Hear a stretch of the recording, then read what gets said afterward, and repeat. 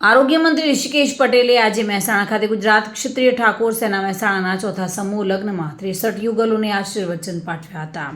ગુજરાત ક્ષત્રિય ઠાકોર સેના મહેસાણા જિલ્લા અને જય માતાજી ગ્રુપ મહેસાણા દ્વારા ચોથો સમૂહ લગ્ન મહેસાણા ખાતે યોજાયો હતો અને આ પ્રસંગે ઉપસ્થિત સૌએ પહેલગામના દિવંગતોને મૌન શ્રદ્ધાંજલિ અર્પણ કરી હતી. આરોગ્ય મંત્રી ઋષિકેશ પટેલની ઉપસ્થિતિમાં આ સમૂહ લગ્નમાં વડાપ્રધાન નરેન્દ્રભાઈ મોદીના રેડિયો કાર્યક્રમ મન કી બાતને પણ સૌએ સાંભળ્યો હતો. વડાપ્રધાન નરેન્દ્ર મોદી દ્વારા પ્રસ્તુત મન કી બાતનું સમૂહ શ્રવણ કરવામાં આવ્યું હતું. 63 નવદંપતિને આશીર્વાદ આપતા આરોગ્ય મંત્રી ઋષિકેશ પટેલે જણાવ્યું હતું કે શિક્ષણ દ્વારા પોતાના સમાજને ઉન્નત કરવાની પ્રબળ ઈચ્છા સાથે આગળ વધો. સંઘ શક્તિ કલયુગે એટલે કે આ સમયમાં સમૂહ શક્તિ જ શક્તિબળ છે.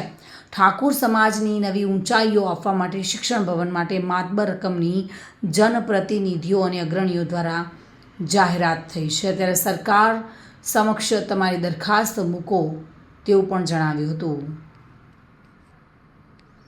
આ પ્રસંગે જિલ્લા પંચાયત પ્રમુખ તુષાર પટેલ, સાંસદ હરિભાઈ પટેલ, સાંસદ મયંક નાયક, પૂર્વ સાંસદ જુગલ ઠાકુર, ધારાસભ્ય બેચરાજ સુખાજી ઠાકુર, મહેસાણાના ધારાસભ્ય મુકેશ પટેલ, બાયડના ધારાસભ્ય Dhavalsinh Zala, Girishbhai Rajkor, Bhagaji Thakor, Mahendrasinh Vaghela, municipal commissioner Ravindra Khatale, APMC chairman Dineshbhai આયોજક, પંકજસિંહ દરબાર અને જયદીપસિંહ ઠાકોર તેમજ પૂર્વ કોર્પોરેટરો સહિતના જનપ્રતિનિધિઓ તેમજ દાતાઓ, શ્રેષ્ઠીઓ અને સમાજના અગ્રણીઓ ઉપસ્થિત રહ્યા હતા.